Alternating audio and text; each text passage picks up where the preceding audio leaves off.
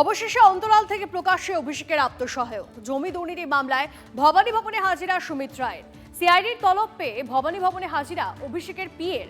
শালবনী জমি দুর্নীতি মামলায় সিআইডির অফিসে সুমিত রায়। চাপে পড়ে বাধ্য হয়ে অভিষেকের আত্মসহায়কের হাজিরা।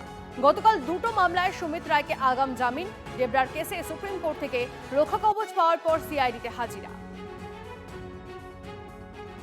ভবানী ভবন থেকে সরাসরি সুপ্রিয় আমাদের প্রতিনিধি আমাদের সঙ্গে রয়েছে। সুপ্রিয়, এতদিন কোথায় ছিলেন অভিষেক বন্দ্যোপাধ্যায়ের আত্মসহায়ক? হঠাৎ করে এতদিন তিনি গা ঢাকা দেওয়ার পর জমি দুর্নীতি মামলায় ভবানী ভবনে হাজিরা দিয়েছেন তিনি, এখন অবধি যেমনটা জানা যাচ্ছে।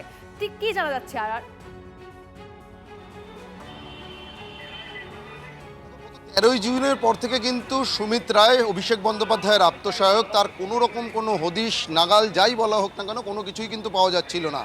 একদিকে পশ্চিম মেদিনীপুর জেলা পুলিশ, তার পাশাপাশি রাজ্যের এসটিএফের গোয়েন্দারা, এমনকি ভবানী ভবন থেকে আমরা গত বুধবার যেটা দেখলাম যে ভবানী ভবন থেকে সিআইডি যারা গোয়েন্দারা তারাও তার বাড়িতে তল্লাশি যায়, কিন্তু কোনো রকমভাবেই কিন্তু সুমিত রায়ের কোনো নাগাল বা তার হদিশ বা তিনি কোথায় আছেন কোনো তথ্যই কিন্তু পাচ্ছিলেন না বিভিন্ন এজেন্সি যারা গোয়েন্দারা রয়েছেন।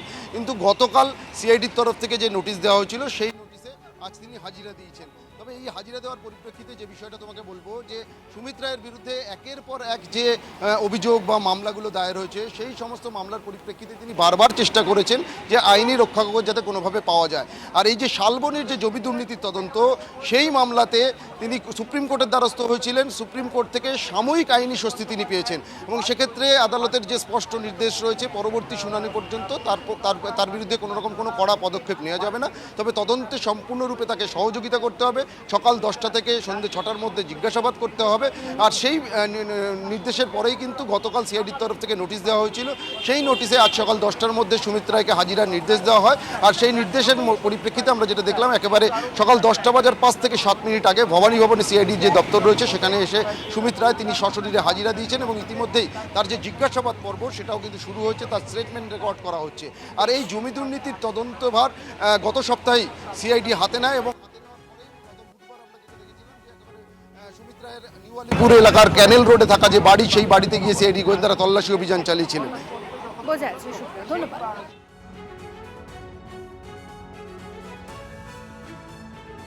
যে ধরনের এভিডেন্স আছে বা যে ধরনের অভিযোগ আছে ওটা খুব সহজেই এস্টাবলিশড হয়ে যাবে। সেই জন্য এই প্রক্রিয়াটা চালিয়ে যেতে থাকে।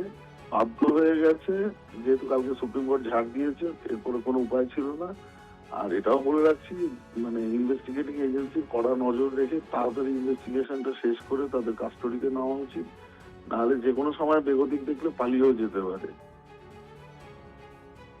যতদূর মিডিয়ার মাধ্যমে জানা গেছে যে ওনার বিরুদ্ধে একাধিক মামলা রুজু হয়েছে। এবার আইনি প্রক্রিয়া রয়েছে, যে কেউ সুপ্রিম কোর্টে যেতে পারেন।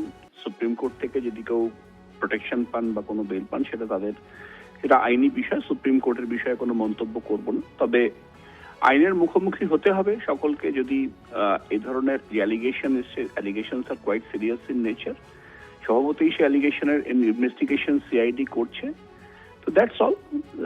CID will investigate the matter এবং আমরা আশা করি যে সিআইডি তদন্ত করে এর একটি সঠিক যে ফলাফল হয় সেটিকে সামনে নিয়ে আসবে। TV9 বাংলা সুস্বাস্থ্য 2026।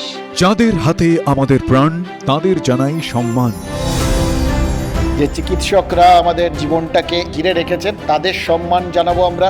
TV9 বাংলা হেলথ কনক্লেভ পুরস্কার যেগুলো দিচ্ছেন তার জন্য চিকিৎসকরা উদ্বুদ্ধ হয়। স্বাস্থ্য পরিষেবায় সেরার সম্মান।